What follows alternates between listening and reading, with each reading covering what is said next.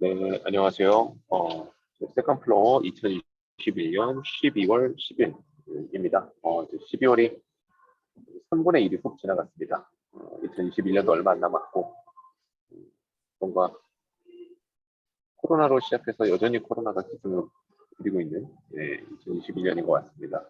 오늘은 새로운 주제로 진행하게 되고요. 저는 오늘 지금 휴가 중이라서 여기 공원이 내려다 보이고 있는 저희 동네 카페 공원뷰인 자리에 앉아서 지금 접속을 했습니다. 민성님 지금 회사에서 저희 항상 모이는 자리인 308호에서 접속하셨고, 박희님도 합류하셔야 되는데 역시나 또 회의 때문에 늦어지고 계세요. 박희님 걱정이 큽니다. 동강님 우선 참석해 주셔서 너무 감사드리고, 서영님도 좀 보이자님도 많이 바쁘신데 경민님도 그렇고요. 내년에는 함께 하실 수 있는 시간이 많아졌으면 좋겠습니다. 네, 그러면은 민서님께서 오늘 발제로 준비해 주신 작품이 자기 앞에 생인데요. 내용 설명해 주시고 진행해 주시면 따라가도록 하겠습니다. 네. 네. 일단은 그 자기 앞에 생의 작가에 대해서 좀 간단히 먼저 설명을 하려고 해요. 일단 그 작가가 로맹가리라는 사람이죠. 프랑스어로 읽으면 뭐 호맹가리라고 읽겠지만, 이 작품의 굉장히 독특한 점은 그런 거죠. 그 로맹가리가 굉장히 오랫동안 소설가로 활동을 했었고, 뭐 잘 알려졌을지 모르겠지만 소설가로 활동을 했었지만 그 외교관으로도 많이 활동을 했었어요. 외교관으로도 활동을 했었고, 예전에는 그 비행기 조종도 했던 아니다. 비행기 조종은 다른 사람이죠. 죄송합니다. 네. 아무튼 외교관으로 굉장히 오랫동안 활동을 했었고, 공군으로 복무를 했었죠. 그래서 비행기 조종사 맞죠? 네, 비행기 조종을 했었고, 네, 그랬던 사람이라 굉장히 좀 특이한 정체성을 갖고 있어요. 네, 그런 그 이력적으로 굉장히 특이한 정체성을 갖고 있었고, 그리고 진짜 특이한 거는 저는 이게 굉장히 그 로맹가리의 인생을 결정한 정체성 중에 하나라고 생각하는데, 모스크바에서 태어났어요. 그래서 원래 이름은 로만 카체프입니다. 그래서 로맹가리의 그 외모를 보면은 굉장히 이국적으로 생겼거든요. 그래서 그 뭔가 그 러시아 쪽에서도 약간 뭐 그 타타르 뭐 약간 이런 인종이 섞인 것처럼 외모가 있어서, 이게 뭐 굉장히 이제 뭐 여기서 약간은 열등감을 느꼈다고 저는 좀 생각했어요. 그래서 좀 항상 러시아에서 태어난 프랑스인으로서의 정체성을 가지고 있으면서 거기서 오는 어떤 불합리한 차별, 이런 거에 대해서 좀 생각을 했었고, 굉장히 이제 오랫동안 그 작품 활동을 했었고, 그 작품 활동을 시작을 했던 거는 첫 번째 소설 유럽의 교육, 그러니까 에듀케시옹 예호페옹이라는 첫 소설에서 시작을 했었습니다. 그리고 나서 뭐 몇 번의 이제 그런 작품들을 발간을 하다가, 굉장히 이제 독특한 점은 라비드 공수아, 그러니까 그 자기 앞에 생은 자기의 이름이 아니라 에밀 아자르라는 그 다른 그 가명을 써가지고 발표를 했었어요. 그래서 이제 첫 소설이었던 그 유럽의 교육을 통해서 그 프랑스에서 소설가한테, 그러니까 그 문학에 있어서 가장 이제 권위 있는 상으로 하는 상이라고 하는 콩쿠르상을 받았었는데, 그 콩쿠르상을 로맹가리로서도 한번 받고, 그리고 에밀 아자르로서도 한번 받았던 그런 사람입니다. 그래서 이게 되게 이게 나중에 이제 이게 밝혀진 게 사후였었거든요. 이제 로맹가리가 그 에밀 아자르라는 이름으로 그 자기 앞에 생을 발표했었던 게 61세였고, 여기서 이제 얼마 되지 않아서 그 에밀 아자르가 자살을 해서 죽었기 때문에 그 기간 동안에는 굉장히 뭐 에밀 아자르가 로맹가리라는 생각을 아무도 못하고 있다가 이제 이게 사후에 밝혀진 거죠. 그래서 논란이 됐었어요. 콩쿠르상이라는 상은 일생에 한 번밖에 못하는 상인데, 이 사람은 이제 최초로 2번을 받은 사람이 됐던 거죠. 그리고 참 되게 이 사람이 그 당시에 문학계를 이렇게 콩쿠르상을 2번 받음으로 해서 조롱을 했었는데 그 로맨가리 이름으로도 이제 에밀 아자리 이름으로 소설을 발표하고 나서도 소설 발표를 했었는데, 그러니까 로맨가리로서도 소설을 쓰고 에밀 아자리로서도 소설을 썼던 거죠. 근데 로맨가리에 대해서 뭐 비판하는 세력들이 에밀 아자르를 따라한다 뭐 이런 식으로 비난을 많이 했었는데, 이렇게 비난했던 사람들은 이제 사후에 벙찌게 된 거죠. 네, 그런 되게 재밌는 인생을 산 사람이고, 그 이 사람의 어떤 사생활에서도 굉장히 독특했던 것 중에 하나가 이제 당시에 굉장히 잘 나가는 그 연예인이었던 진 세버그라는 사람이랑 연인 관계였습니다. 굉장히 나이 차이가 많이 났었는데 한 이제 20세 정도 차이가 나는 그런 사람이었었는데, 진 세버그랑 결혼 생활을 했었고 이혼을 했었고, 이런 어떤 생활들도 굉장히 많이 논란이 됐었어요.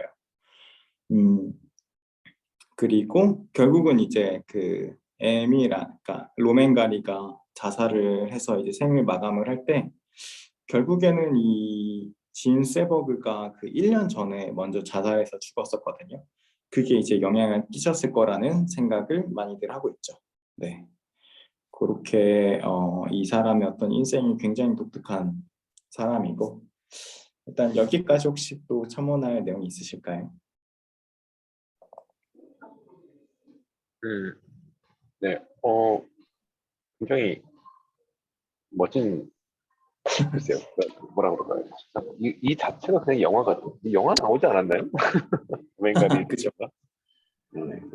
정말 저는 이제 이 자기 학교생이라는 작품을 사실 먼저 만났고, 이제 작가에 대한 이야기를 이제 자세히 이제 들었죠. 그 작품을 읽으면서 작가에 대한 얘기 들었고, 아마 그게 빨간색 방에서 들었던 것 같습니다. 너무 놀라웠어요. 세상에 이런 네. 사람이 실제로 있다는 게. 모든 게 다 정말 독특하고 특이한 영화 캐릭터를 만약 이렇게 만들었다면 좀 인기 없었을 것 같아요. 너무 비현실적이라서. 그렇죠. 네, 그런 분이죠. 정말 실력으로 봤었고. 근데 저는 이 로맨가디를 생각하면 그 안에 들어있는 것은 일종의 뭐라 그럴까요? 그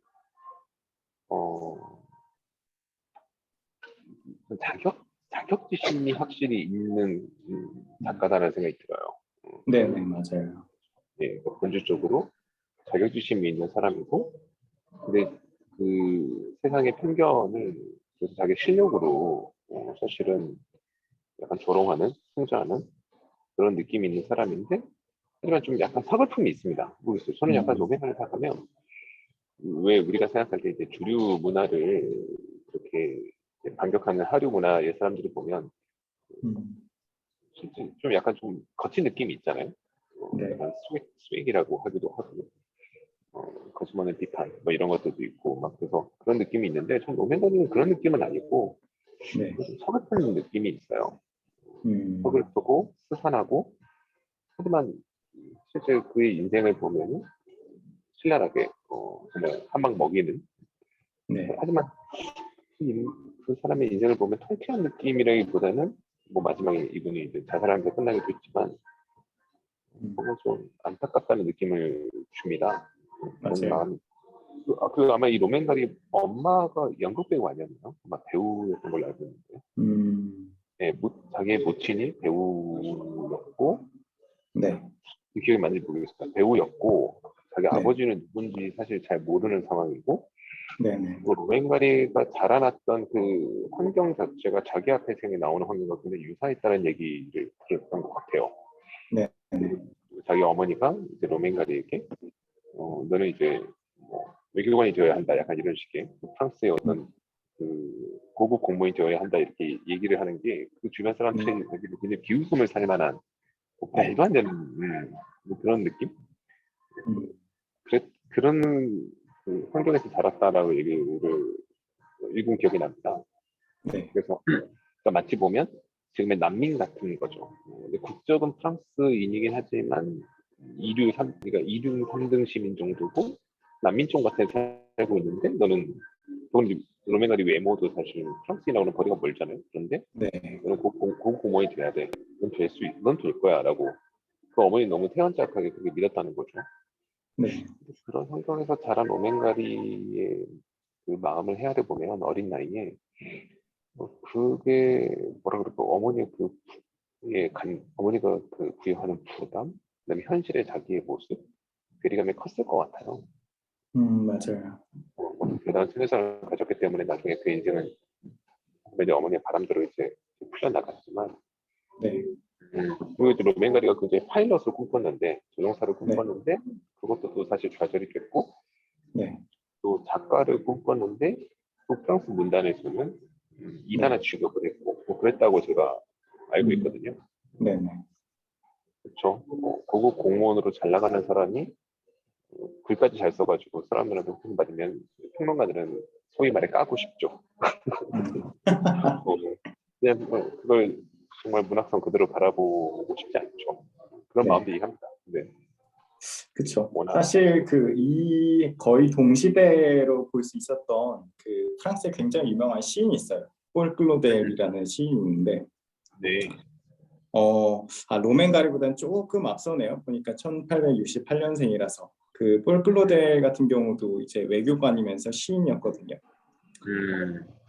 근데 이제 폴 클로델 같은 경우는 정말 어떻게 보면은 그 프랑스의 굉장히 뭐라 그래야 되지? 그 로맨가리 같은 그런 소수자의 감수성은 전혀 없었거든요. 그리고 이제 폴 클로델 같은 경우는 굉장히 그 외교관으로서도 엄청나게 승승장구했어요. 뭐 주미 대사도 하고 뭐 그래서 되게 이 주류적인 인생을 살았었고 또 이제 폴 클로델이 당시에 이제 시단에서 유명했던 거는 그 기독교적인 시를 많이 씁니다. 아, 네, 그래서 이제 굉장히 이제 로맨가리랑은 대조가 되죠. 저는 그래서 로맨가리의 인생을 생각할 때 계속 대조돼서 생각나는 거는 폴클로델이에요. 네, 이건 몰랐는데 딱 음, 대척점까지 있었으니 네, 그렇겠군요. 더더군다나 로맨가리는 자꾸 이 노블루데와 비교돼서 회자됐었겠군요. 그렇죠. 네. 음, 그리고 이제 여기 그 제가 로맨가리 연보를 펴놨는데 아까 이제 케빈님이 잘 말씀해 주셔가지고 그 이 사람의 어떤 인생의 특징적인 것들 잘 얘기를 해주셨는데 그러니까 또 모스크바에서 태어나고 리투아니아를 거치고 폴란드를 거쳐서 프랑스의 니스에 정착을 하잖아요. 근데 또 이제 프랑스가 굉장히 그 아주 이런 거에 굉장히 뭐라 그래야 되지? 엄청 배척적인 그런 정서가 있어가지고 프랑스도 그 프랑스 북부와 남부의 갈등이 굉장히 심해요. 네, 그래서 그 사람이 인사를 할 때 말투를 보고 뭐 메뉴판을 다르게 한다. 뭐 이런 정도가 있을 정도로 약간 우리나라의 전라도와 경상도 같은 느낌? 네, 그 정도로 이제 그 갈등이 심한데 이 사람이 또 프랑스에서 니스에 있었잖아요. 이제 니스 출신이라서 받는 그런 차별도 많이 있었을 거예요. 아, 네, 근데 저는 이런 코드가 모르겠어요. 저도 이제 어린 시절에 이제 지역 감정 소용돌이 있는데 자라서 그런 부분인데, 네, 어, 되게 좀 약간 그 말로 설명할 수 없는 그런 공감이 있습니다. 그러니까 음, 이거는 굉장히 억울한 차별이거든요.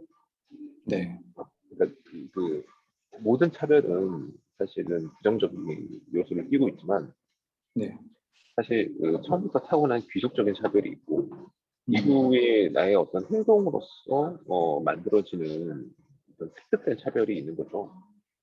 물론 이제 습득된 차별 중에서는 내가 그런 행동을 하지 않았는데 오해를 받아서 만들어지는 차별도 많이 있다고 생각합니다.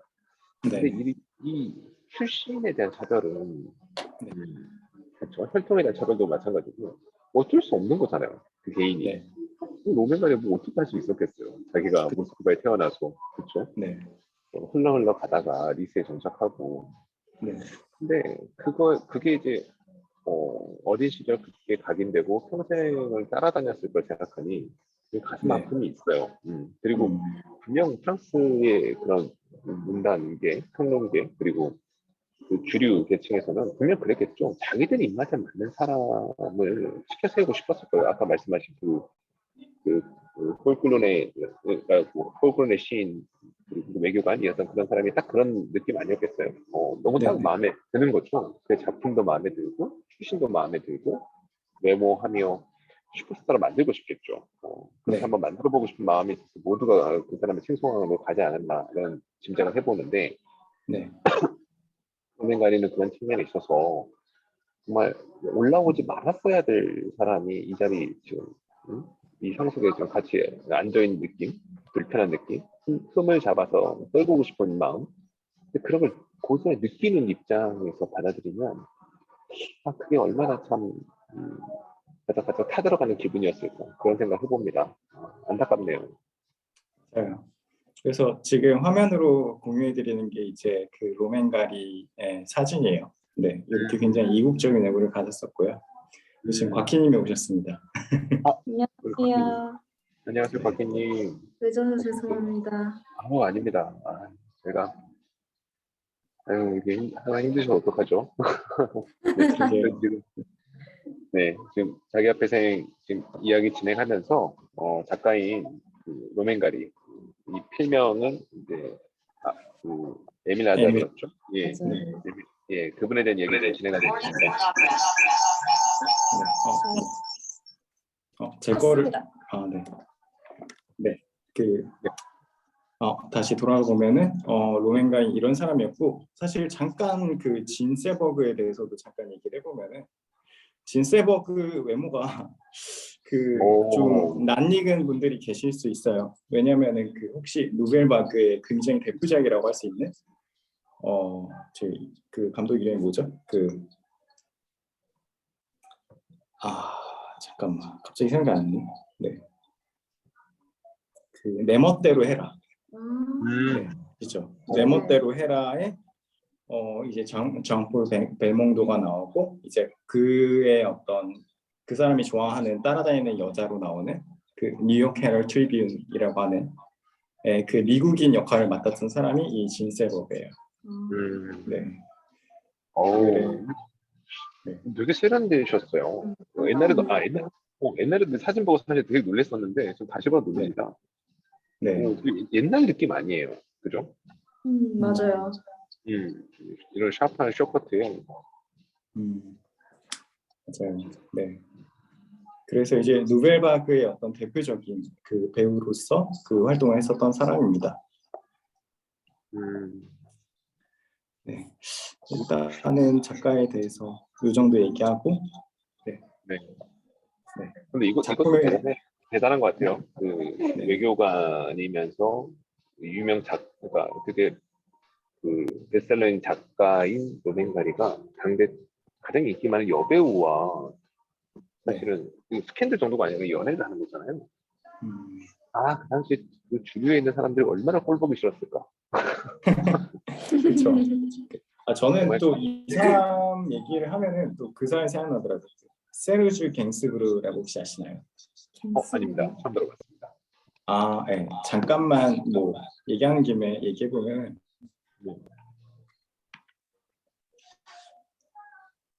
이런 사람입니다. 네. 근데 지금 이 사람에 대해서 관심 없는 분들은 이 사람의 딸은 잘 알 거예요. 네, 샤를로트 경스부르라는 네, 그 굉장히 이제 프랑스의 유명한 배우죠. 그러게요. 젊었을 때 모습은 눈에 있는데요. 네. 그 프랑스에 굉장히 잘 나가는 유명한 배우고 뭐라 해야지? 좀 약간 실험적인 영화에도 많이 나오면서 이제 뭔가 약간 대중적인 영화도 많이 나오는 굉장히 유명한 배우. 네. 그리고 이제 역시 이 사람의 아버지가 이제 세르주 경스부르가 굉장히 유명한 그 작곡가였어요. 작곡가면서 이제 가수였는데 이 피를 이어받아서 이 사람도 작곡가와 그 가수로서도 활동을 하고 있습니다. 네. 멋지네요. 네.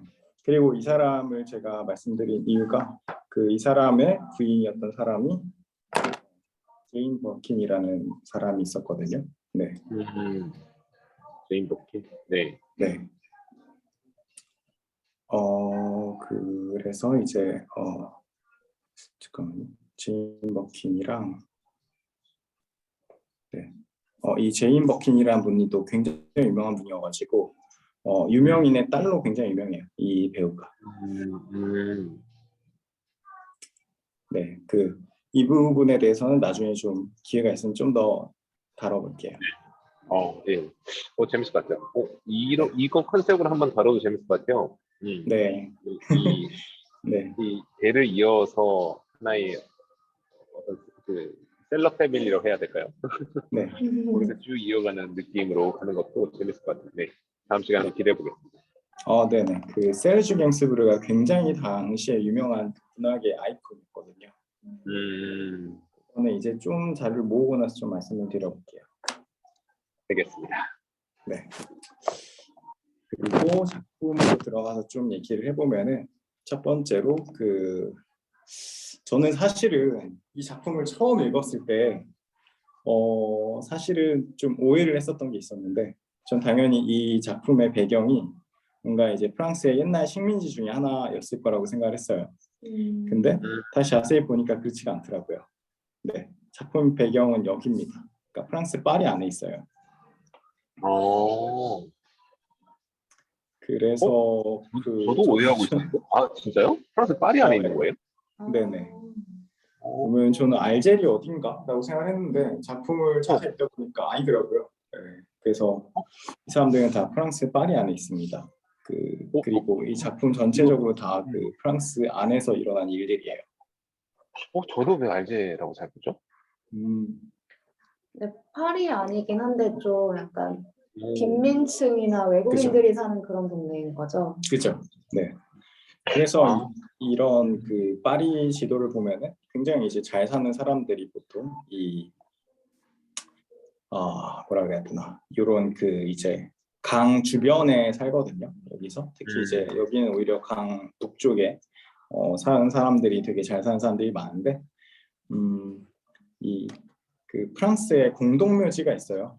페르라쉐즈라고 여기가 프랑스 혁명의 되게 중심지였어요. 그 혁명의 중심지여가지고 여기가 유명한 감옥 있죠. 거기랑 되게 가깝습니다. 그래서 네, 지금은 사실은 좀 다를 수가 있는데 이 페르라쉐즈 근처는 굉장한 빈민가였어요. 네, 굉장한 빈민가여서 여기 사는 사람들은 뭐 그렇게 생활 수준이 높지 않을 거예요. 그래서 이제 페르라쉐즈 근처에 있는 벨빌이라는 거는 불어로 직역하면은 아름다운 도시란 뜻이에요. 이런 것도 굉장히 뭐라 해야 되나 반어적인 것 같아요. 그러게요. 네. 아름다운 도시라고 하는데 사실상은 이 소설의 내용에 따르면은 이제 이민자들이 많이 사는 그런 곳이었던 거죠. 네. 이게 소설 속에 이민자들, 유색인들이 많이 등장하니까 네. 그래서 알제라고 생각했나 보다. 네, 저도 그렇죠. 막연하게 알제라고 생각했거든요. 그리고 네. 이제 저는 로맨가를 생각하면 까뮤랑 항상 좀 연관되어서 머릿속에 떠오르는데 프랑스에서 활동하셨고 그러니까. 근데 또 까뮤가 또 알제 출신이잖아요. 그래서 네, 그렇죠. 머릿속에 막연히 그쪽일 거라고 생각했는데 파리 도시 안에 있었던 곳이군요. 네, 저도 그게 굉장히 나중에 알았어요. 그러니까 일독을 하고 나서 알았어요. 훨씬 더 아이러니하네요. 네. 여기 나오는 이제 각종 인물들이 다 좀 사실 약간 좀 아랍 쪽 사람들이 나오니까. 네. 알겠습니다. 네. 네, 그런 특징이 있었고 이제 벨빌이라는 데가 프랑스 안에 있다라는 오해를 불식시키면서 네, 먼저 시작을 하고 저는 이 작품을 처음 관심을 가지게 된 거는 사실 이 부분 때문이에요. 어떤 거냐면은 그러니까 결국은 처음에 여기 작품에 대해서 개략적으로 설명을 하고 가야겠죠. 네. 네. 작품의 주인공은 이제 그러니까 모하메드라는 조그만 아이입니다. 네, 처음에는 이 아이가 10살인 줄 아는데 나중에 보니까 14살이었죠. 네. 그래서 이제 14살짜리 꼬마인데 사실 꼬마라고 하기엔 좀 나이가 많지만 네. 그 모모가 같이 사는 그 아줌마가 있어요. 이제 그 로자라는 아줌마랑 같이 살죠. 이 모하메드, 모모라는 애는 아랍인이고 고아로서 이 로자라는 아줌마 집에 이제 얹혀 사는 그런 친구예요. 근데 이제 이런 그 애를 맡기면은 어느 정도 그 돈을 계속 그 보내주게 돼 있고 이 부모 원래 부모였던 사람이 이제 로자는 그 돈을 받아가지고 이제 보육원에서 아이들을 기르는 사람인 거죠. 독특한 거는 이 모모는 이제 이름에서 그 보여지는 것처럼 아랍인입니다. 네, 아랍인으로서의 정체성을 어느 정도는 가지고 있게 그 마담 로자가 키웁니다. 근데 로자는 유대인이에요. 네, 그리고 유대인 중에서도 이제 그 폴란드에서 태어나서 그 아우슈비츠를 거치고 이제 아우슈비츠에서 나온 다음에 이제 먹고 살기 위해서 그 알제리나 이제 세네갈 같이 이제 프랑스 옛날 식민지에서 그 창녀로 일을 했던 사람이죠. 그 뒤에 이제 아이들을 보살피는 일을 이제 파리에서 하는 사람입니다. 이렇게 이제 두 명이 가장 그 이 작품의 중심에 있는 그 사람들이고, 그러니까 이 작품의 아주 중심적인 플롯은 이 둘 간의 관계가 어떻게 그러니까 로자라는 아줌마 자체가 굉장히 나이가 많고 그리고 굉장히 뚱뚱한 사람이에요. 네. 그래서 이 작품에 보면은 이 로자 아줌마의 그 체중이 나오잖아요. 94kg인가? 그렇잖아요. 네. 네. 근데 이 사람들은 6층에 살아요. 그리고 7층. 이게 바로 이제 프랑스의 굉장히 독특한 특징인데 프랑스는 1층이 없어요. 네, 그거는 헤르쇼세라고 하는데 저는 이거 약간 원문이랑 섞어서 봐서 그러는데 이 1층은 헤르쇼세라 그러고 2층부터를 1층으로 세. 그래서 여기서부터 6층이죠. 그래서 저희 번역본하고 비교해서 보니까 그 번역본에서는 7층으로 나오더라고요. 그 로비 1층, 2층, 3층 그렇게 가는 식으로 생각하면 돼요? 네. 그래서 결국 이제 한국식으로 보면 이제 7층에 살죠. 근데 엘리베이터가 없어요. 네, 엘리베이터가 없어가지고 맨날 그 여기를 왔다 갔다 해야 되는데 이 아줌마가 굉장히 이제 체중이 많이 나가고 네, 나이도 많다 보니까 이제 계속 이제 건강상의 문제가 있다가 결국은 이제 나중에 그 뇌 쪽에 좀 문제가 생기죠. 그 뇌가 이제 팽창하는 그런 문제가 생기면서 점점 그 건강을 잃어가는데 이 모모라는 애는 이 마담 로자를 끝까지 지켜주려고 노력을 하고 이 아줌마는 옛날에 이제 수용소 생활을 했었고 그리고 이제 그 좀 자유로운 삶을 보장받고 싶어 하기 때문에 병원에 들어가지 않기를 원해요. 근데 이제 하도 이제 몸이 점점 안 좋아지니까 결국 이제 입원을 시키려고 하죠, 사람들이. 그래서 이제 어떻게 해야 되나? 이제 모모는 그 마담 로자랑 이제 떨어지는 것도 싫고 그 마담 로자도 이 모모란 아이랑 떨어지는 걸 싫어하고 병원에 가기 싫어하니까 결국 나중에 이제 모모가 거짓말을 하죠. 네, 그 내가 저기 마담 로자의 친척이 그 연락이 와가지고 이스라엘로 마담 로자를 데려갈 거다. 그래서 사실은 이제 이스라엘로 가지 않는데 그 지하실로 이제 나중에 데려가잖아요. 이 지하실이라는 곳은 마담 로자가 그 나름대로 어떤 그 사생활, 약간 자기만의 공간이었는데 그 거기로 이제 마담 로자를 데리고 가서 결국은 이제 마담 로자가 죽음에 이르게 되고 그게 이제 나중에 밝혀지면서 결국은 다른 모든 사람들이 마담 로자의 죽음을 알게 되는 그런 그 기본적인 줄거리가 돼 있죠. 네, 이게 기본적인 줄거리고 이제 여기에 이제 부차적으로 붙는 사람들이 뭐 하밀 할아버지라는 사람이 첫 번째로 있고 뭐 이제 뭐 이제 다른 뭐 창녀 일을 하는 그 트랜스젠더인 사람이 나오고, 그리고 모모를 굉장히 귀여워하는 그 굉장히 중산층 가정의 그런 여성도 나오죠. 그 중에서 제가 사실은 이 작품에 처음 관심을 가지게 된 건 하메 할아버지 때문이에요. 네, 어떤 것 때문이냐면은 요건데, 이건데 그러니까 모모가 처음에 하메 할아버지한테 이런 그 질문을 합니다. 네, 사람이 사랑 없이 살 수 있냐? 네, 그렇게 물어보니까 할아버지는 처음에 대답을 안 해요. 그러고 나서 한번 이제 왜 대답을 안 해주냐라고 물어보니까 어릴 때는 뭐 모르고 지나가는 게 더 좋은 게 많다, 뭐 이런 식으로 얘기를 하죠. 그래서 이제 모모가 다시 물어보니까 할아버지가 얘기하죠. 사람이 사랑 없이도 살 수 있다라고 하니까 모모가 울음을 터뜨려요. 이게 이제 첫 번째 이제 하메 할아버지와 모모가 나눴던 대화고, 이게 이제 거의 작품의 거의 극 초반에 나와요. 그리고 나서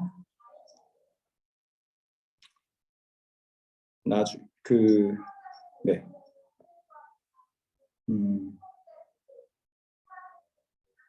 그러고 나서 이제 한참 지나서 이제 거의 이제 그 작품의 거의 마지막에 와서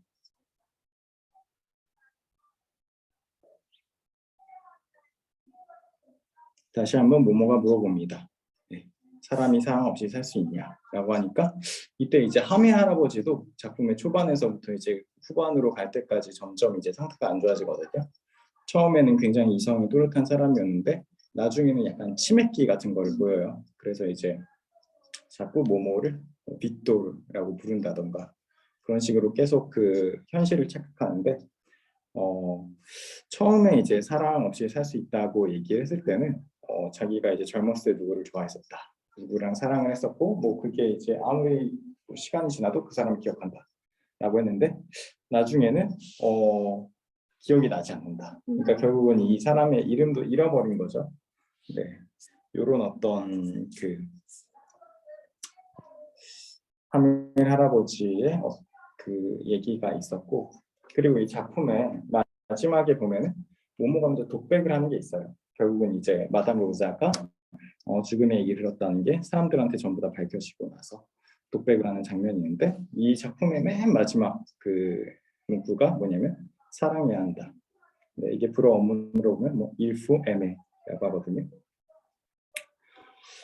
이런 식으로 이제 사랑에 관해서 3번의 얘기가 나오는데, 그러니까 결국은 좀 그런 것 같아요. 결국은 이제 첫 번째 대화에 대해서 어떻게 생각해야 되나라고 제가 먼저 생각했을 때는 저도 이제 점점 나이가 들수록 좀 그렇게 생각하는데, 사실 뭐 사랑이라는 게 별로 그렇게 중요한 게 아니다, 뭐 이런 생각을 하거든요. 그렇지만 이 하메 할아버지가 처음에 이렇게 얘기를 했을 때는 자기가 옛날에 좋아했었던 사람과의 어떤 추억을 가지고 살거든요. 그리고 그 추억이라는 거는 나중에 이제 나이가 들면 들수록, 그리고 결국 이제 자기가 그 상태가 안 좋아질수록 그거를 잊어버리게 되는 거죠.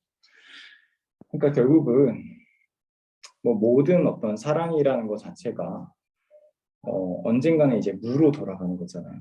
그리고 애초에 어떤 삶의 의미라고 했을 때, 그러니까 이게 뭐 삶의 필수 불가결한 그런 존재는 아닌 거죠. 그런 식으로 이제 하메 할아버지가 그 얘기를 하는데, 이 모든 일련의 사건들을 겪고 이 모든 대화의 어떤 흐름을 겪고 나서 그 모모가 맨 마지막에 얘기하는 게 이제 사랑해야 한다. 이런 식으로 이제 작품이 끝난단 말이죠.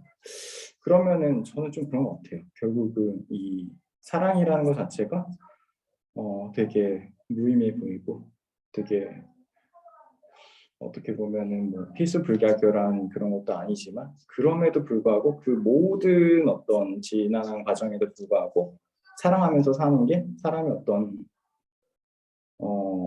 삶에 결국은 없어질 거지만 어떤 의미를 부여하는 거 아닌가, 뭐 이런 생각을 했습니다. 네. 혹시 어떻게 또 생각하시는지 다른 분들은? 네. 곽희님 먼저 한번 말씀해 보시면 어떨까요? 되게 하밀 할아버지 다 전체적으로 좀 슬프긴 한데 하밀 할아버지를 보면 되게 슬펐어요. 왜냐면 처음에는 그녀와의 추억도 다 기억하고 선생이 그러니까 되게 반대잖아요. 다 알고 네. 있지만 사랑 없이도 살 수 있다고 라고 말을 하고 나중에는 그거에 대해서 정확히 대답하지 않지만 그녀에 대한 기억은 잊어버렸고 네. 이게 사랑 없이 산다 만다가 약간 우리가 결정할 수 있는 문제가 아니지 않나라는 생각을 했었어요. 우리가 나는 이제부터 사랑 없이 살 거야 라고 해서 사랑 없이 살 수 있어지는 것도 아니고 나는 사랑을 지상 최고의 과제로 놓고 살겠다라고 해서 그게 마음대로 되는 것도 아니고 결국에 인생이 마음대로 되는 건 아니고 결국에 그냥 받아들이고 내 인생을 받아들이고 살아내야 한다라는 생각이 들었던 것 같아요. 이 책을 읽고 나서 그렇죠. 살아내야 한다. 어쨌든 좀 슬펐던 것 같아요. 그렇죠. 저도 이제 워낙 이 작품이 마지막에 이제 사랑을 해야 한다라는 이제 모모의 말로서 끝이 나니까 저도 이제 이전님 말씀하신 것처럼 작품을 관통하는 이 사랑의 테마에 대해서 집중을 하게 되죠.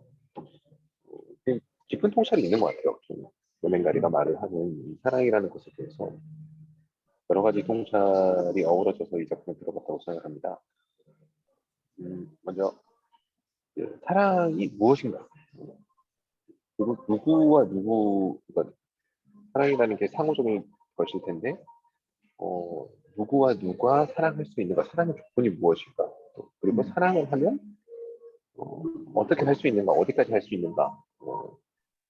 이런 것들까지 사실은 저는 로맨가리가 굉장히 깊은 통찰과 함께 질문을 던지고 있다는 생각이 들었어요. 네. 여기서 사실 하미 할아버지가 대변한 이 사랑이라는 것은 이제 인생을 살아낸 먼저 살아낸 정말 원문 그대로 선생으로서의 어떤 의미로 사랑이라는 것이 갖는 뭐랄까 그게 양면적인 면도 다 얘기해 주는 것 같거든요. 과거의 사랑을 추억하면서 그 힘으로 살아가지만 또 그게 또 아프잖아요. 왜냐면 추억 속의 사랑은 잃어버린 사랑이기 때문에 충분히 공감할 수 있죠. 저희도 인생을 살다 보면 문득 이미 잃어버린 것에 대해 추억할 때가 있는데 그 자체가 내게 힘이 되면서 동시에 또 아픈 상처이거든요.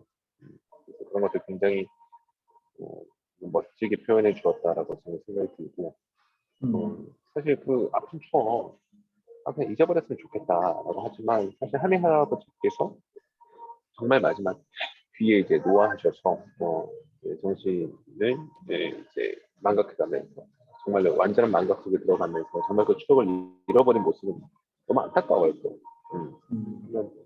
잃어버린 사랑은 우리에게 추억으로 남아서 평생 그 상처처럼 있어주는 게 사실은 우리가 우리 삶에 더 좋은 것일까 바라는 것일까 이런 생각도 해보게 된다고 생각합니다.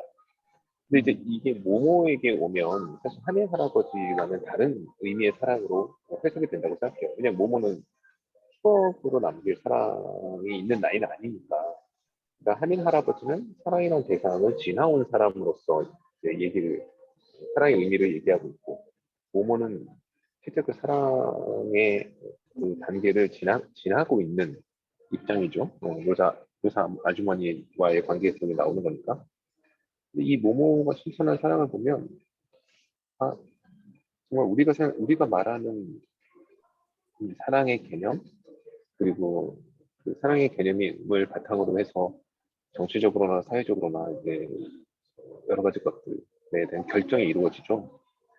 모모의 그 모습 앞에 숙연해진다는 생각이 들어요. 이렇게까지 서로가 어울릴 수 없는 아랍과 유대인이고 아마 모모도 그 어머니가 아마 창녀인 걸로 제가 기억을 하는데 그 장본편에서 그렇죠. 그래서 창녀로 살아가는 사람이 사실은 이제 아버지가 누군지도 모르는 상태에서 사실 아이가 태어나니까 또 다른 이제 창녀 출신이면서 또 창녀들이 낳은 아이들을 그냥 이제 길러주는 사람한테 내맡기는 상황인 거니까 그런 서로 나이로거나 아니면 인종으로 보나 그리고 전반적으로 이야기적으로 흘러가 나왔던 그런 흐름에서 보나 사실 서로가 사랑할 수 있는 관계라고 생각되어지지 않는 이 두 사람이 사실 제가 보면 진정한 사랑을 보여준다고 생각하고 그리고 저는 이것을 외부의 시선으로 보면 어린아이가 자신을 키워준 그 일종의 부모를 사체 유기를 한 거잖아요. 그리고 어쩌면 치료를 받을 수 있는 기회를 이 아이가 병원에 모시지 않음으로써 죽음의 시간을 재촉한 걸로 굉장히 큰 범죄처럼 보여질 수 있는 부분이라는 거죠. 하지만 모모의 입장으로 들어가면 의사 아주머니가 진정 원하는 게 무엇인지를 모모는 알고 또 그걸 위해 이제 실천을 한 것이고 그 누구보다도 그 지하실로 그 아주머니를 데려가서 아주머니가 죽은 뒤에도 정말 그 생 존재하느냐 존재하지 않느냐를 초월한 어떤 모습을 보여주는 것에서 큰 감동을 주도록 했습니다. 그렇다면 어떠해야 하는가 음, 그런 생각이 들어요. 네. 굉장히 프랑스도 마찬가지고 우리도 마찬가지겠지만 이방인에 대한 혐오가 팽배하잖아요. 나와 다른 존재에 대해서 사실은 사랑하는 감정보다는 미움과 배척과 그다음에 경계를 기반으로 서로가 서로를 대하는데 이제 이게 그냥 지금과 같은 이제 코로나 팬데믹 이제 세상 시대로 오면서 이제는 하나의 민족 단위도 아니고 국가 단위도 아니고 이제 개인 단위까지 협소해졌잖아요.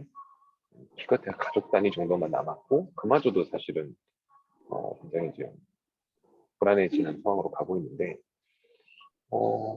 결국 이 모든 걸 다 초월할 수 있는 건 사랑이고 이 사랑에 있어서는 그 어떤 것도 편견도 존재하지 않는다라는 것을 작품 저는 웅변하고 있다고 생각해요. 그러니까 굉장히 저는 생각합니다. 네, 말씀하시려던 게 아니. 그래서 지금 이 시국에 오히려 이 작품을 이제 선택해서 다시 소원해 주신 거는 정말 탁월하다고 생각해요. 네, 정말 필요한 부분이에요. 네. 그래서 저는 사실은 이 사랑에 대한 모모의 첫 번째 거의 이제 이게 작품의 첫째, 둘째 장에 있는 얘기니까 이런 어떤 질문과 대답이 거의 작품 전체를 이렇게 뭐라 해야지 통과하는 그런 주제라고 생각을 하거든요. 그리고 좀 더 눈여겨 보면은 이런 그 얘기가 나오잖아요. 그러니까 처음에 이제 할아버지는 60년 전에 있었던 사랑을 기억을 하는 사람이고 그리고 나에게 좋은 기억력을 주신 하느님께 매일 감사하느라고 매일 웃고 있다라는 얘기거든요. 하지만 하밀 할아버지는 이 60년 전에 만났던 그 여인의 이름은 결국은 나중에 잊어버리게 되고 그리고 결국은 좋은 기억력을 받았었지만 언젠가 이 기억력도 없어지는 거죠.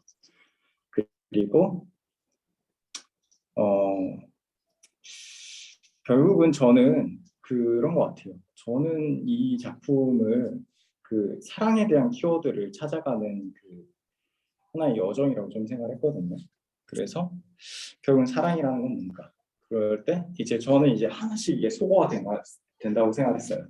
첫 번째로 이 옛날의 어떤 기억 그리고 어떤 일종의 어떤 성애적인 사랑 그러니까 자기가 정말 연인이라고 생각했던 거에 대한 사랑 이런 게 진짜 사랑이 아닐 수 있겠다. 진짜 진정한 사랑이라는 거는 그좀 단청에 있다라는 걸 에밀 아자가 얘기를 하려고 하지 않았을까라고 생각했어요. 그래서 이거 관련해서 좀 더 이제 불만한 게 이렇게 얘기를 하잖아요. 그 할아버지랑 로자 그 아줌마를 이어주려고 해. 이제 둘 다 늙고 이제 특히 이제 로자 아줌마가 이제 점점 늙어가면서 이제 점점 이제 자기 보살펴줄 사람을 필요로 하다 보니까 그 할아버지한테 이렇게 서로 이렇게 의지가 될 수 있는데 둘이 결혼하면 안 되냐라고 얘기하니까 이게 참 이런 어떤 문답이 이 화자를 어린 아이를 성장한 거에 대해 결국은 그 할아버지가 50년 전에 만났으면 결혼했을지도 모르겠다. 이런 식으로 얘기를 하는데 이제 30살 넘은 우리들은 알잖아요. 아, 말을 돌려가지고 거절합니다. 그죠? 근데 이제 모하메드는, 그러니까 모모는 이거를 이제 돌려서 말한다고 생각 안 하고 다시 얘기를 하죠. 우리 이렇게 얘기를 하잖아요. 50년 전에 결혼을 했으면은 오히려 서로 미워하게 됐을 거다. 지금 결혼하면 오히려 이제 미워할 만한 시간이 줄어들어서 오히려 좋다. 이런 식으로 얘기를 하잖아요. 그러니까 이거가 이제 아이가 이제 가질 수 있는 그런 어떤 관점인 거죠. 그리고 아이가 가질 수 있는 관점이면서 뭐 의견 좀 말이 된다라고 생각을 할 수 있는 그런 관점인 거죠. 그래서 이제 결국은 이제 서로의 어떤 고통을 나눠 가지기 위해서 뭐 결혼을 하고 사랑을 하는데, 결국은 이 어떤 결혼이나 사랑이라는 거에 대해서 이제 하미 할아버지도 나는 결혼하기엔 너무 늙었다라고 얘기를 해주고, 모모는 여기서 이제 굉장히 안타까움을 느끼죠.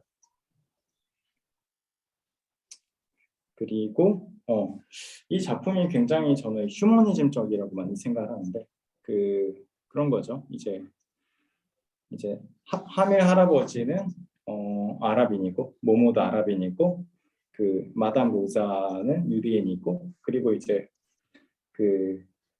마담 로자의 그 집에 같이 사는 아이들이 여럿이 나오지만 그 중에 되게 중심적인 애가 모세잖아요.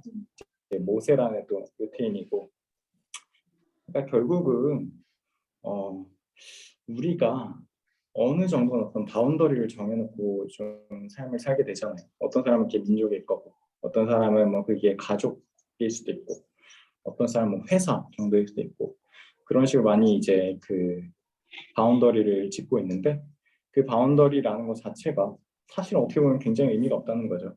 네. 우리가 뭐 종교라는 테두리를 통해서 어떤 뭐 적과 나를 구별하려고 하는데, 그것도 사실은 이들의 어떤 삶에서는 되게 의미가 없고, 모모가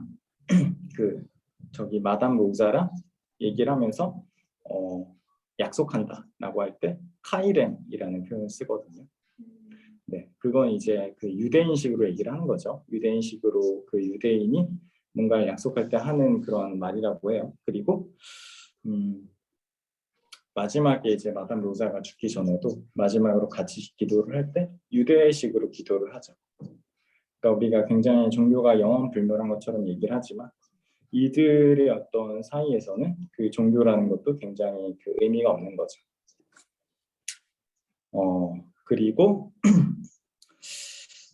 이 구절에서는 이제 엄마에 대한 얘기가 나오잖아요.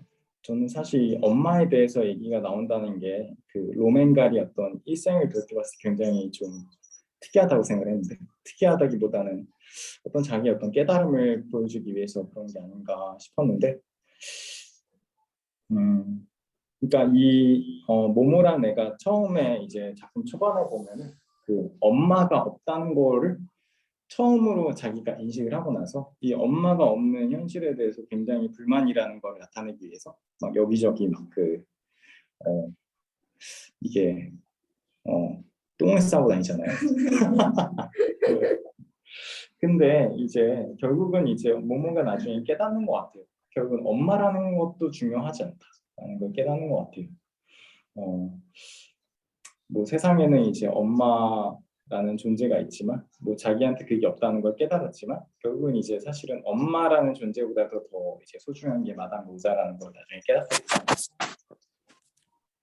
네, 그런 것 같아요. 그리고 하나 또 좀 공유를 하고 싶었던 거는 애완견 쉬페르라는 애완견이 있잖아요. 네. 이게 사실 쉬페르라고 나오니까 약간 프랑스어를 알면은 이 아이 개 이름에 대해서 좀 더 이해를 할 수가 있는데, 쉬페르라는 게 결국은 슈퍼예요. 슈퍼요? 네. 슈퍼맨 할 때? 네, 슈퍼맨 할 때 슈퍼맨. 네, 그거를 그냥 프랑스식으로 읽으면 슈페르거든요. 근데 이거 약간 그냥 한국식으로 읽으니까 되게 의미가 잘 드러나지가 않는데, 그거 되게 애 같은 이름이죠. 아, 그러네요. 네, 애가 정말 이 개를 좋아해가지고 이 개한테 그런 이름을 붙여준 거예요. 최고. 네, 최고라는 뜻이다. 너무 좋아서. 네, 이 주석에 나오죠. 근데 이 이제 시백라는 그 걔를 되게 좋아하고 이 걔한테 굉장히 이제 사랑을 느끼게 되는데 이게 이제 작품 전체에서 굉장히 그 모모가 보이는 이상행동 중에 하나인데 그 이 걔를 너무 좋아해서 딴 사람한테 넘겼다라는 말을 하잖아요.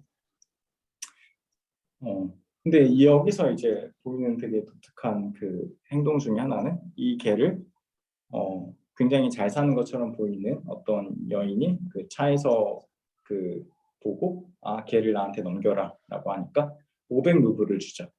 그리고 이 모모도 그렇고 마담 로자도 그렇고 굉장히 그 돈에 시달리는 사람들인데 이 500루블을 받고 나서 이 하숙을 버립니다. 네. 루블이 아니라 프랑이죠. 죄송합니다. 네, 500프랑은 우리가 지금 생각해도 굉장한 돈이잖아요. 근데 이제 이 당시에는 더 심했겠죠. 이 돈을 하수구에 버리는 행동은 과연 뭔가?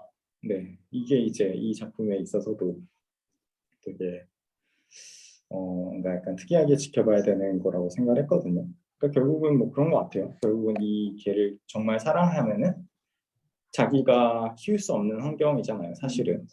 근데 이제 그럼에도 불구하고 너무 좋으니까 계속 데리고 다닌 건데 더 좋은 환경으로 보낸 거죠. 근데 이 더 좋은 환경으로 보낸 거에 대해서 뭔가 경제적인 대가는 받기 싫었던 거고 그래서 이 그 돈을 하수구에 버린 거 아닐까 생각을 해요. 근데 이제 이 행동을 보고 나서 마담 로자는 너무 이상해서 이 아이를 이제 정신과 의사한테 상담을 받게 하죠. 네. 그런 어떤 그런 모모의 행동이 있었고 하나 좀 더 공유를 하고 싶었던 거는 그거예요. 그 모모가 이것도 이제 작품 초반에 나오는 건데 모모가 달걀을 훔치죠. 어떤 그 상인한테서 달걀을 훔치는데 당연히 이제 달걀을 훔치다가 걸려가지고 혼날 거라고 생각을 하는데 이 이제 가게 주인이 이 모모를 보고 나서 혼내는 게 아니라 너 되게 귀엽게 생겼다. 이렇게 이제 얘기를 한 거죠. 그래서 이런 그 어떤 친절한 말을 듣고 나서 모모가 굉장히 오히려 충격을 받아요. 네. 그래서 뭐 하루 종일 배가 아팠다. 뭐 이런 얘기가 나오거든요. 여기 나오나? 네네. 그래서 이제 결국은 뭔가 뭐라 그래야 되나? 그러니까 결국은 이 아이가 이런 행동을 했음에도 불구하고 이 아이를 친절하게 대해주는 사람이 있었던 거잖아요. 그리고 어떤 뭐라 그래야 될까? 아이한테서 이런 기억은 뭔가 평생을 가는 그런 추억이라고 생각을 해요. 처음 느껴본 친절. 네, 약간 관심. 그죠. 처음 느껴보는 어떤 친절과 관심인 거죠. 이제 이 이후로도 이제 모모한테 굉장히 그 호의를 보이는 사람들이 많이 나오잖아요. 근데 그 모든 호의에도 불구하고 이 모모의 어떤 머리 전체를 그 차지하고 있는 거는 결국은 마담 로자였다고 생각해요. 그러니까 결국은 좀 그런 것 같아요. 이 모모라는 아이가 굉장히 많은 에피소드를 겪잖아요. 처음에 이제 그 하밀 할아버지와의 어떤 대화를 겪기도 하고, 그리고 결국은 엄마라는 존재에 대해서도 굉장히 자기의 어떤 부재를 처음으로 느꼈다가 그 엄마라는 존재도 나중에는 결국은 필요 없다는 걸 느끼는 것 같아요. 그리고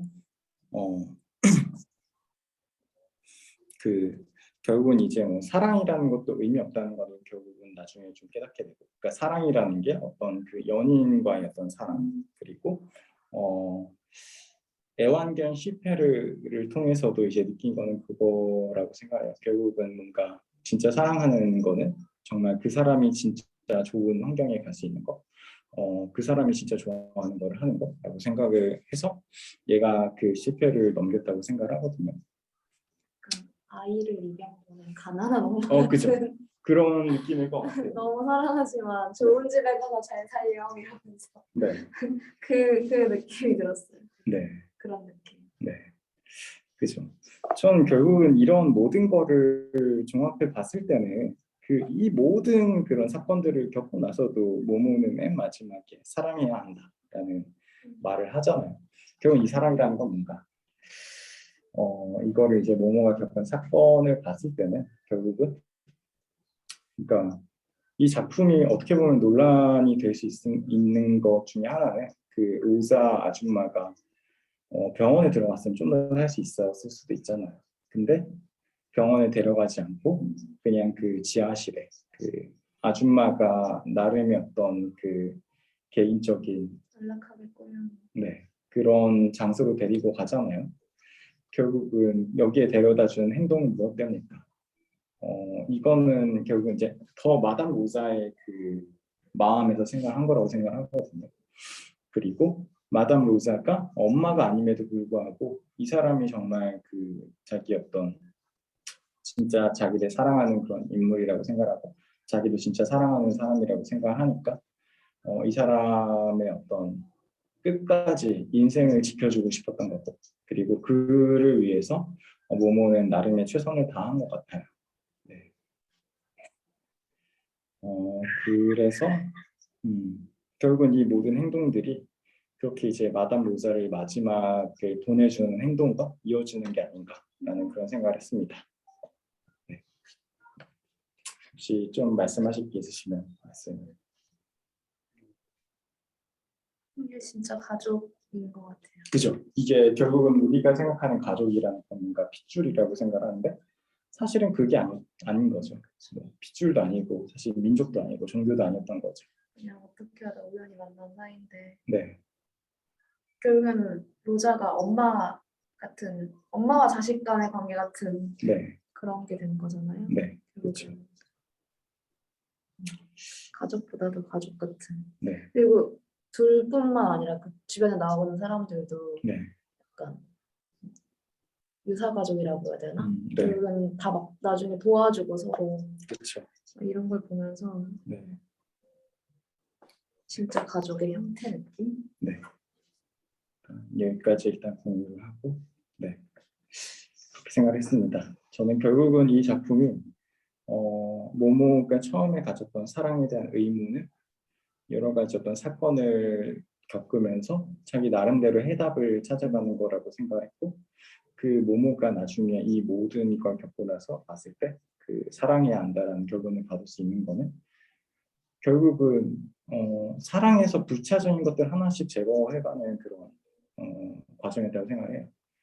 업무도 아니고 뭐 종교랑 민족이 아닌 거는 이제 모모의 어떤 환경을 통해서도 느끼는 거 어떻게 보면 그냥 연인도 아닌 거 결국은 정말 주변 사람과의 어떤 그 따뜻한 정, 뭐 그런 게 아닌가 그렇게 생각을 합니다. 감동적. 뭔가 좀 가슴이 뜨거워지는 그런 기분을 느끼면서 지금 얘기를 듣고 있습니다. 네, 그런 것 같아요. 그러니까 사랑에 대해서 생각을 해보게 되는데, 네, 그러니까 이제 모모가 그 시페르 애완경을 더 좋은 환경으로 보내기 위해서 팔고 나서 받은 500프랑의 돈을 하숙에 버리는 모습은 제가 정말 앙망하는 김성국 작가의 1964년 서울의 한 장면을 떠올리게 하는 것 같아요. 그다음에 뭐 다들 이제 시험을 보셨기 때문에 아는 작품이실 텐데 그 작품에서 그 가난한 한 남자가 아내의 시체를 병원에 넘기고 받은 돈을 가지고 그 네, 주인공과 다른 한 사람, 세 명이 이렇게 요리집도 가고 뭐 여관도 가고 하면서 돈을 쓰고 다니는데 왜 그 화재가 난 그 장소에 갔을 때 그 가난한 남자가 자기 주머니에 있던 나머지 돈을 불 속으로 던지거든요. 그 장면이 굉장히 인상적으로 이제 묘사가 되는데 같은 마음 아니었을까 싶어요. 왜냐면 그 남자가 사실 굉장히 가난한데 부인의 어떤 그 주검을 그 병원의 그 의대생들 실험에 쓰도록 해서 넘기고 받은 돈 빨리 없애고 싶죠. 뭔가 그 돈을 자기에게 도움되도록 쓰는 거는 너무 큰 죄책감을 일으키는 마음 같았고 조금 마지막에 이제 그걸 불 속으로 집어 던지는 행위가 사실 돈으로 대변되는 어떤 그런 세상의 논리, 인간관계 논리를 또 초월하면 어쩌면 진정한 사랑의 모습이 느껴지는 것 같아서. 근데 그걸 이제 세련되게 표현을 못하는 거죠. 그 가난한 남자는 그냥 뭐 느끼는데 표현할 수 없고 정리할 수 없으니까 어떤 그런 행동으로 나왔다 이렇게 생각을 했습니다. 근데 모모도 그러지 않았을까 싶어요. 그러니까 이 슈페를 너무나 사랑하는데 그래서 더 좋은 환경으로 보내주는 것인데 그렇게 받은 돈 너무나 갈급하지만 그걸 갖고 싶지 않은 거죠. 그러면 정말로 자기가 슈페를 팔아 넘긴 게 됩니다. 그 돈을 버림으로써 순수한 사랑을 지키는 걸 선택하지 않았나라는 생각이 들어서 뭉클한 마음이 있네요. 예. 그리고 저희 이제 자기 학교 생을 보면서 이런 생각을 했었어요. 그러니까 진정한 사랑의 의미는 사랑하는 상대가 원하는 걸 해주는 것이다라는 생각이 들었거든요. 마지막에 모모의 어떤 모습을 보면 사실 모모가 이제 노사 그 아주머니를 지하실로 병원이 아닌 지하실로 모시고 끝까지 뒤를 지켜주고 또 예수님 말씀해 주신 것처럼 노사 아주머니의 방식인 유대식으로 기도를 하고 이 모든 것들이 사실은 모모가 자신이 옳다 그르다를 판단해서 행동한 것이 아니라 노사 아주머니라면 무엇을 바랐을까 그렇게 판단하고 저는 행동을 했다고 생각합니다. 그리고 그게 저희는 틀림없는 이제 위대한 사랑의 방식이라고 이제 느끼는 거고요. 그래서 사랑이라는 것은 사랑은 상호적이니까 사랑하는 대상이 있고 사랑하는 주체가 있고 근데 그 사랑하는 주체가 하는 행동을 보면 저는 굉장히 이기적인 면이 많다고 생각해요. 그래서 이게 과연 사랑인가? 라는 생각을 할 때도 많고 제가 지금까지 살아오면서 소위 내가 말했던 사랑은 어떤 자기 욕구 충족을 위한 행동들의 일환이었구나. 결국 그런 것들이 쌓여서 갈등을 일으키고 그리고 사랑의 유효기간이 다하는 것이 그리고 내 욕구가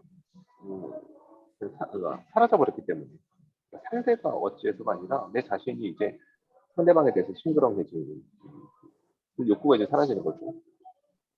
그럼 처음부터 끝까지 사랑이라는 이름으로 더 쉬운 이기적 욕망치고였구나라는 생각이 들 때가 있거든요. 저희 지난 젊은 날에 제가 소위 사랑이라고 정의했던 것들을 보면 근데 모모의 모습을 보면 숙연해 주죠. 어떻게 하는 것이 정말 사랑인지에 대해서 사랑을 행하는 사람의 입장에서 무엇을 할 수 있는지 어떤 게 옳은 건지 이해타산을 따지고 뭐 그런 것들은 사실은 진정 사랑이라기보다는 자기 충족이라는 생각이 들거든요. 그리고 저는 모모가 정말 가족보다 더 훌륭하다고 생각해요. 왜냐면 저만 해도 그렇거든요. 저희 뭐 부모님이나 아니면 뭐 저희 아내나 정말 사랑하는 가족이 만약에 어떤 조치를 바랄 때 의사 표시를 할 수 없는 상태로 어떤 조치를 바랄 때 나는 무엇을 기준으로 판단할 것인가 그 시험에 들죠. 정말 뭐뭐가 했던 것처럼 연명 치료를 거부하고 평소에 그 상대방이 정말로 원하는 자신의 품격을 지키는 또 희망하는 그런 방향에 맞춰서 내가 그것을 행해줄 수 있는가 아니면 주변의 시선과 또 내가 가진 기준에 따라서 그 상대방이 달갑게 느끼지 않았을 어떤 조치로 내가 할 것인가 쉽지 않은 것 같아요. 나이가 들수록 더 쉽지 않은 것 같아요. 이거 다시 생각하면 그런 마음도 듭니다. 아주 보다 뭐 하나 생각났는데 예전에 제가 다큐멘터리를 보는데 거기서 어떤 할아버지가 되게 아프셨거든요. 정확히 기억 안 나는데 암인가? 그러니까 이제 거의 이제 돌아올 수는 없어요. 건강해질 수는 없고 이제 그냥 죽을 날만 기다리시는 그 정도로 아프신데 그 할아버지가 담배를 평생을 피셨고 그러니까 담배를 너무 너무너무 사랑하시는 분인 거예요. 근데 자식들은 아빠가 아프니까 못 피게 하는 거죠. 다 숨겨놓고 못 피요. 근데 할머니가 와이프분이 몰래 담배를 주세요. 그러면서 그러니까 뭐 이제 와서 어떡하겠냐고 남는 시간 동안이나 자기 하고 싶은 거 하다가 갈 수 있게 해야지 뭘 막 이러면서 보면서 저러면 안 되지 않아? 근데 저희 아빠가 저게 바로 사랑이다 이러시는 거예요. 자기는 공감합니다. 저게 너무 이해가 된다고.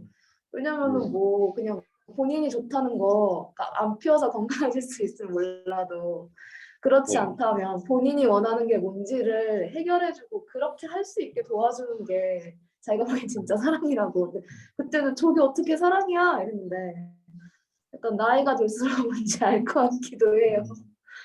그 사람이 원하는 걸 해주는 거.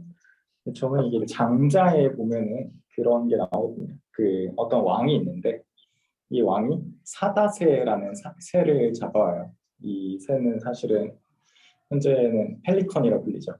네. 펠리컨을 너무 좋아해서 새를 잡아온 다음에 이 새한테 온갖 진귀한 음식을 먹이고 그리고 이 새한테 막 옷을 입히고 막 그렇게 해요. 근데 당연히 이게 인간의 관점에서 진수성찬이니까 이 새가 얼마 안 가서 죽어요. 그래서 이 뒤에 나오는 게 막 그런 거잖아요. 뭐 장자가 나는 그런 식으로 뭐 그러니까 뭐냐 아무튼 그러니까 잠깐 다른 일화랑 잠깐 섞여가지고 잠깐 헷갈렸는데 그 일단 사다새한테 이렇게 먹이는 건 그 왕한테는 나름의 자기 어떤 사랑의 방법이겠죠. 근데 결국은 이게 그런 거잖아요. 결국은 일방적인 거잖아요.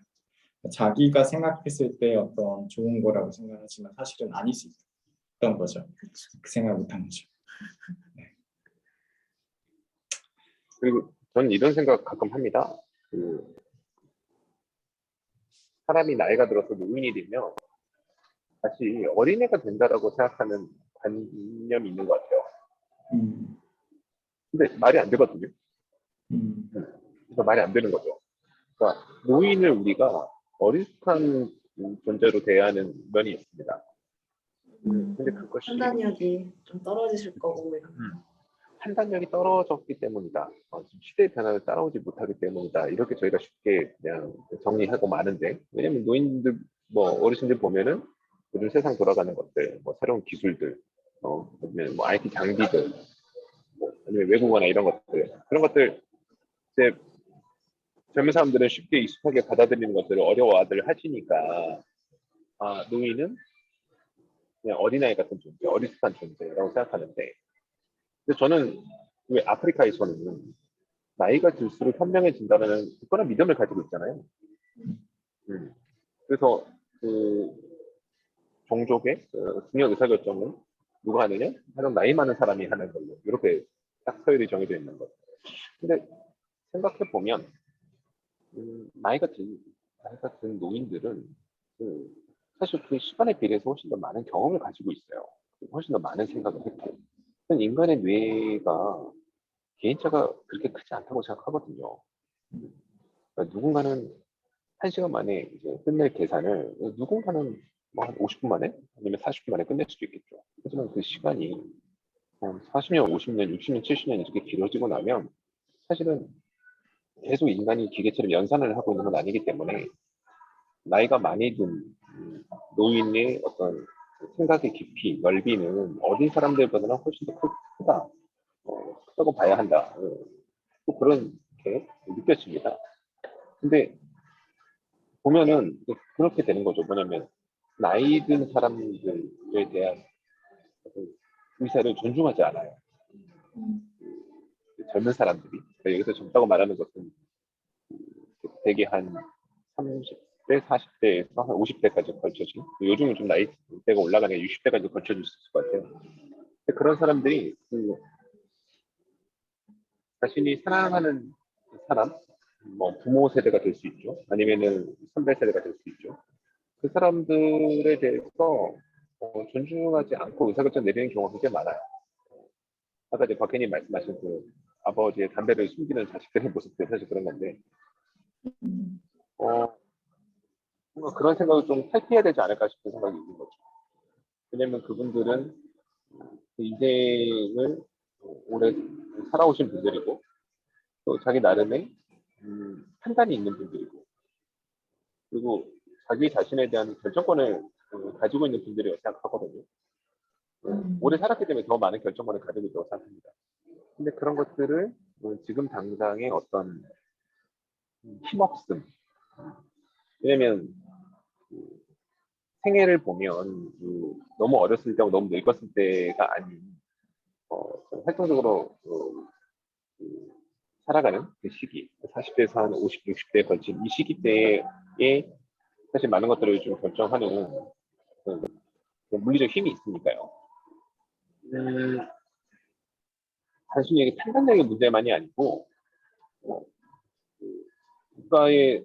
국가 단위에서 봐도 어떤 의사결정의 권한들, 경제력의 권한들, 그리고 개인의 단위에서 봐도 어떤 입수이고 물리적으로 이제 행동할 수 있는 것들, 모든 것들이 그 나이대의 중심에 있으니까 사실은 결정권을 휘두른다라는 생각이 들 때도 있어요. 나이 든 분들에 대해서 귀담아 듣거나 의사를 존중하거나 그분들이 정말 원하는 방향대로 생의 마지막에 준비시켜 드리는 것들, 진행해 드리는 것들이 굉장히 결여돼 있다 생각이 듭니다. 그래서 저는 이제 아이들을 키우고 있으니까 지금은 제가 아이들을 키울 때 사실 대부분은 다 제가 많이 결정을 하죠. 왜냐면 아이들이 아직 잘 모르니까 위험한 것들은 하지 못하게 하고 좋은 것들은 권하기도 하고 아이들 얘기 많이 듣고 존중하려고 노력은 하지만 아무리 노력을 해도 거의 90%, 뭐 80% 어렸을 때는 100% 부모가 결정을 하고 조치합니다. 그 퍼센테이지, 부모가 결정하는 퍼센테이지입니다. 저는 내려가는 것이 이제 아이의 성장까지 결부되는데 나중에 이 아이들이 지금 내 나이가 되었을 때 그리고 내가 이제 노인이 되었을 때 이 아이들이 나에 대해서 내가 지금 아이들에게 하는 것처럼 만약에 나의 의사나 아니면 내가 바라는 것들, 내 생각들 이런 것들이 아닌 자기들의 생각으로 나의 처신을 만약에 조치한다면 어떤 기분이 들까? 그런 생각을 해볼 때가 있어요.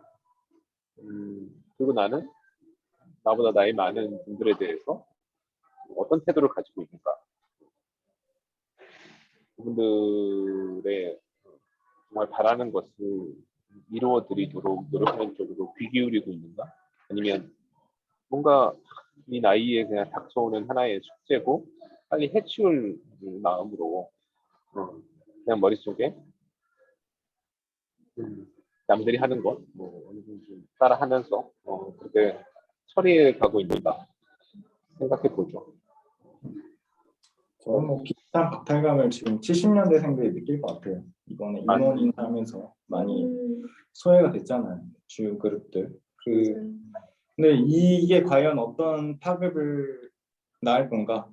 그러니까 지금 우리가 막 인간이 100살을 사는 사회에서 이 그냥 50대들을 막 패싱했잖아요. 지금 이게 어떤 파급을 갖고 올 건가? 되게 후보가 두렵습니다. 네. 일단 지금 시간이 좀 다 돼가지고 다음 시간에 네네. 좀 이어서 하면 좋을 것 같습니다. 네, 정말 지금 딱 시기에 너무나 딱 좋은 그리고 연말에 딱 어울리는 작품으로 계절이랑 어울리는 것 같아요. 아, 다행입니다. 박희님도 글로벌 탑 1을 할 작품을 좀 고르시는 안목을 보여주시더니 미소님도 놀라운데요.